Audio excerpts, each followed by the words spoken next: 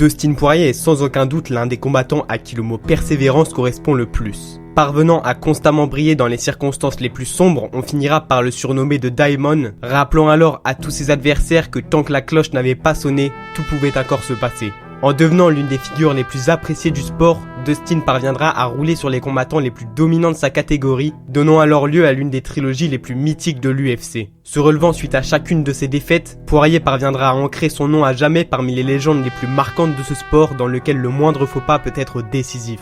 Malgré avoir pendant des années terrassé la catégorie la plus effrayante du MMA, Dustin ne parviendra jamais à obtenir la ceinture de l'UFC. Voici l'histoire d'un homme au mental indestructible qui brutalisera toute une génération de combattants durant des années sans pourtant recevoir sa ceinture de champion incontesté, l'histoire d'un homme qui n'était pourtant pas destiné à une telle carrière mais dont la vie sera bouleversée suite à une rencontre qui changera sa vie pour toujours. Un homme qui marquera à jamais l'esprit des fans grâce à son style agressif et sa dominance dans la cage, venant alors à bout des meilleurs lightweights de sa génération suite à ses nombreux finishes devenus une véritable marque de fabrique. Voici l'histoire de Dustin de Diamond Poirier.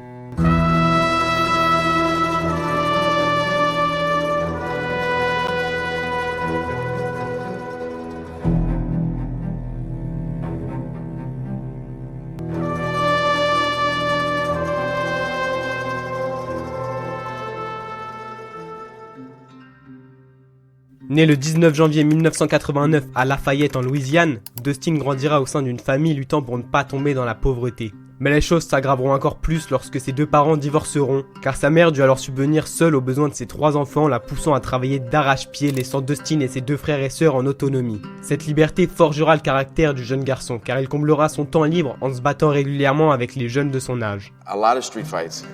I don't even know how many. You know, I'm not bragging or happy, but I definitely got into some scuffles. I tell these guys all the time, they kind of bust my balls. In Louisiana and Mississippi and the places I was fighting, I was 18 years old fighting 35-year-old men. Mais bien que ce passe-temps inquiéta sa mère, surtout lorsqu'à seulement 10 ans, il devra faire face à la justice pour avoir assommé un lycéen dans une bagarre de rue, elle verra tout de même en lui le rayonnement de la future légende de MMA qu'il deviendra et qui sera surnommé de Diamond dû à sa capacité à briller dans les situations les plus catastrophiques et de sa ténacité qui lui permit de se hisser sur le toit de l'UFC. Mais revenons quelques années plus tôt, quand Dustin connaîtrait une période assez mouvementée. Car après avoir quitté l'université, ne parvenant pas à s'adapter au système scolaire, il se retrouvera en prison pour mineurs suite à l'une de ses nombreuses bagarres de rue et passera 3 mois en camp de redressement militaire sans réel succès. Car une fois libre, Dustin n'avait aucune ambition et alterna entre le boulot qu'il décrocha au McDo et les soirées qu'il passait avec ses amis ou avec sa copine de l'époque, qui est aujourd'hui devenue sa femme. Mais ce train de vie autodestructeur sera radicalement bouleversé lorsqu'à 18 ans, Dustin fera le choix de canaliser son agressivité dans la boxe.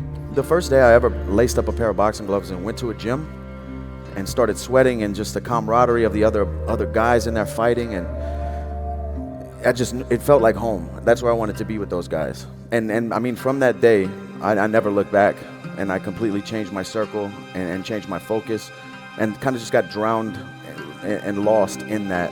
Dustin s'essaya à différentes disciplines et rencontrera le jiu-jitsu dans lequel il excellera également. Mais alors qu'il n'était encore qu'un simple passionné de sport de combat, il fera la rencontre de Tim Crader, un ancien combattant de l'UFC qui l'incita alors à s'essayer au mixed martial arts. I came back home and I was teaching just for a couple weeks at my friend's gym, and one of my guys, Micah, said, "Hey, this kid right here, he's unbelievable. He's an amateur, but you need to go spar with him." So I put my mouthpiece in, I put my gloves on, and me and Dustin did a couple rounds. And I went in the bathroom and I spit my mouthpiece out, and a bunch of blood came out of my mouth. And I was fighting the UFC at the time. And I looked at myself in the mirror and I said, this kid's gonna be a fucking world champion.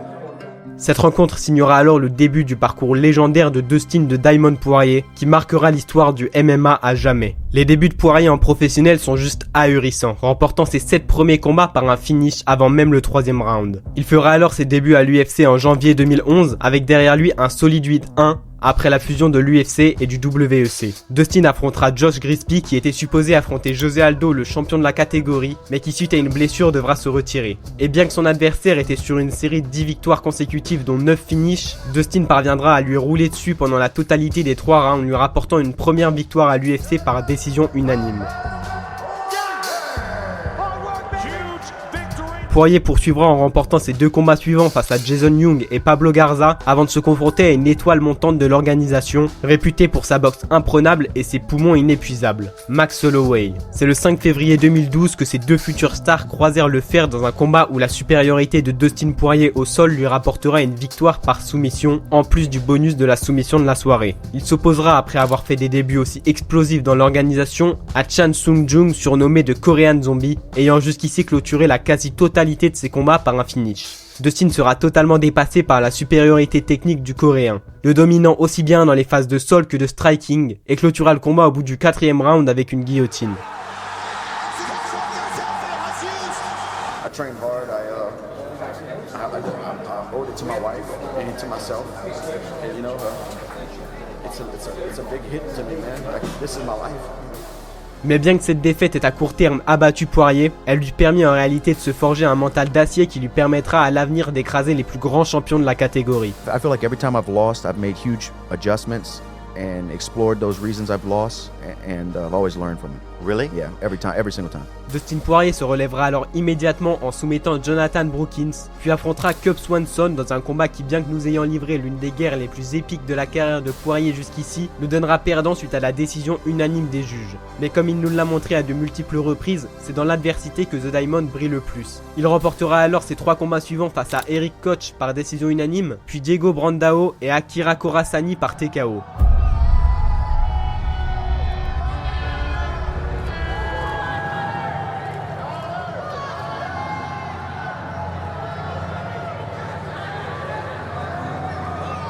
À cette époque, personne ne pouvait encore se douter du tremblement de terre qu'allait causer ce jeune Irlandais. Bien qu'il était certes plus que performant dans la cage, en ayant remporté 14 de ses 15 victoires par un finish, et qu'il parvenait à se créer une communauté de plus en plus importante chez les fans de MMA grâce à son talent inné lorsqu'on lui donnait le micro, il était tout bonnement impossible de prévoir qu'il parviendrait à lui seul à faire passer le MMA dans une toute autre dimension quelques années plus tard. Leur combat, en plus d'offrir un spectacle époustouflant en opposant 2 étoiles montantes de l'UFC, toutes 2 connues pour leur style agressif, entraînera aussi l'une des rivalités les plus mémorables qu'ait vu passer l'organisation dans une trilogie d'affrontements inoubliables. Et malgré le fait que cette opposition était supposée être un test pour l'Irlandais, il parviendra à surclasser Poirier en lui infligeant un violent TKO au bout de seulement 1 minute et 46 secondes de combat.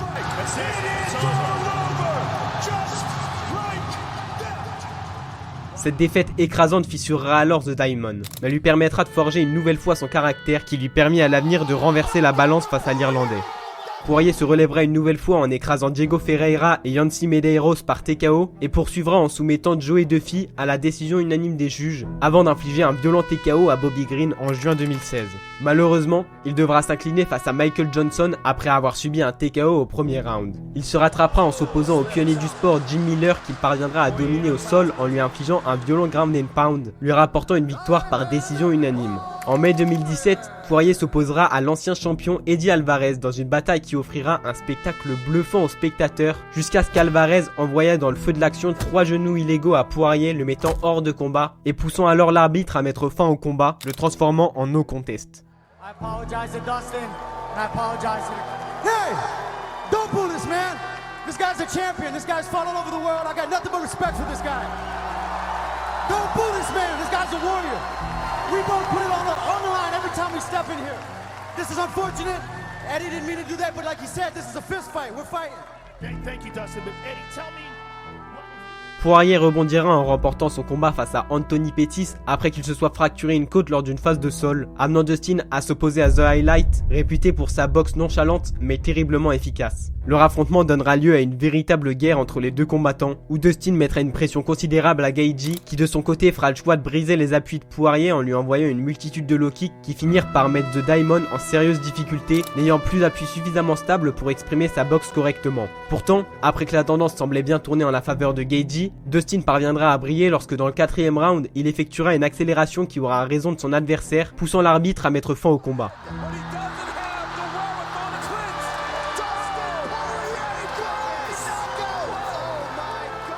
Poirier poursuivra son ascension en remportant son combat face à Eddie Alvarez suite à un TKO brutal. Cette victoire n'est pas anodine, car en plus de prouver encore une fois au monde entier sa dominance chez les lightweights, Dustin aura pour la première fois une occasion de se battre pour le titre intérimaire, et devra alors s'opposer une nouvelle fois au boxeur aux 3 poumons, Max Holloway.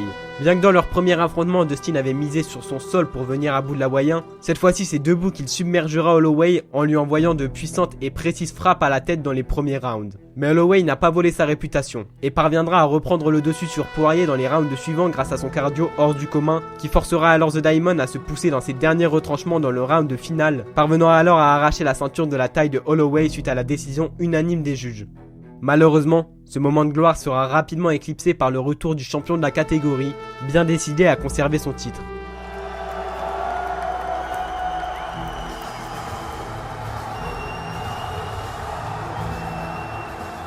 Le 7 septembre 2019, Dustin Poirier s'opposera à Khabib Nurmagomedov, champion de la catégorie invaincu et réputé pour sa domination incontestée sur chacun de ses adversaires, n'ayant jusqu'ici perdu qu'un seul round dans toute sa carrière. Comme à son habitude, c'est dès le premier round que Khabib plongera dans les jambes de son adversaire pour le contrôler au sol et lui infliger des dégâts au ground and pound. Et bien que Dustin parviendra à lui infliger quelques frappes dans le deuxième round, il sera rapidement ramené à la réalité, subissant un étranglement arrière qui fit tout de suite taper Poirier dans le troisième.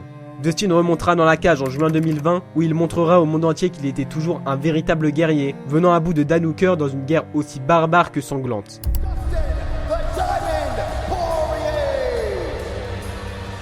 Le 24 janvier 2021, Dustin et Conor re-rentreront dans la cage, soit 6 ans après la défaite de Poirier face au Notorious. Mais en 6 ans, Dustin a largement eu le temps de perfectionner son striking, offrant alors un spectacle totalement différent de leur dernier affrontement. Là où Conor cherche tout de suite à toucher Poirier au visage, Dustin lui fait le choix de viser les jambes de l'Irlandais afin de perturber sa boxe. Poirier réussira alors à encaisser les puissantes frappes de McGregor, jusqu'au point où ce dernier se mit à ralentir suite aux nombreux low kicks de Dustin. Poirier mettra alors une pression considérable à Conor jusqu'à ce qu'il soit bloqué contre la cage, lui permettant de le sonner avec ses puissantes frappes, jusqu'à le faire s'écrouler avant de totalement le déconnecter avec son puissant ground and pound, mettant fin au combat. Une troisième confrontation sera alors inévitable et prendra place en juillet 2021.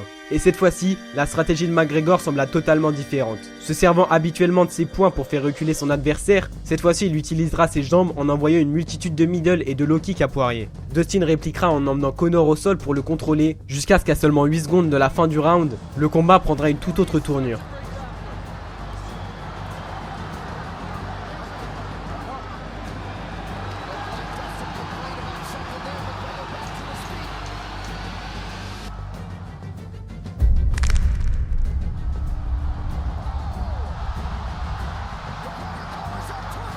Bien qu'à ce moment-là, personne n'était en capacité de savoir exactement ce qui s'était passé, tout le monde avait compris qu'un problème était survenu du côté de l'Irlandais, le poussant à mettre fin au combat. Car il s'avéra qu'à seulement 8 secondes de la fin du round, McGregor se brisera la cheville en reculant vers la cage. Ce retour en fanfare, bien que quelque peu controversé, permit à Poirier d'affronter en décembre 2021 le légendaire Charles Oliveira. Et malgré sa ceinture noire de JJB, Poirier ne fera pas le poids face au monstrueux sol de son adversaire qui parviendra à soumettre Dustin via un étranglement arrière dans le troisième round. Il se relèvera alors une nouvelle fois en soumettant Michael Chandler à l'UFC 281, mais malheureusement le goût de la défaite se refera vite sentir après avoir subi un violent KO lors de son combat revanche face à Justin Gaethje. Mais tout n'est pas encore fini pour Poirier, car son prochain affrontement est contre le nouveau phénomène français Benoît Saint-Denis. Avec son solide 13-1, celui surnommé God of War était parvenu à clôturer chacune de ses victoires à l'UFC par un finish. Ce combat servira alors de test autant pour le français qui devra affronter une légende du sport que pour Poirier qui devra faire ses preuves devant les fans qui commencent à s'inquiéter du fait de son âge qui ne fait qu'augmenter. Et malgré le doute de certains fans sur la capacité de Dustin à éteindre ses adversaires comme il le faisait auparavant, il déconnectera Saint-Denis avec un puissant bras arrière. Cette victoire spectaculaire fera alors résonner le nom de Poirier jusqu'aux oreilles du champion de la catégorie, Islam Makhachev. Mais Dustin Poirier ne pourra tout simplement pas rivaliser avec le Dagestanais. Car bien qu'il parviendra à le sonner dans les phases de striking allant jusqu'à l'ouvrir au visage, Dustin se retrouvera totalement dépassé par le sol de Makhachev qui remportera le combat au bout du troisième round suite à une Darce Choke qui sonnera alors pour de bon la fin de l'ère de Dustin Poirier. Car bien qu'il ait annoncé envisager de réenfiler les gants, la question de la retraite se pose de plus en plus. Mais Dustin Poirier est toujours une véritable source de motivation, prouvant que tant que le cœur y est, rien n'est impossible. Car il réussit en se relevant des dizaines de fois face à l'adversité, à écraser les plus grands combattants de sa catégorie, en ayant écrit pour toujours son nom dans l'histoire du MMA.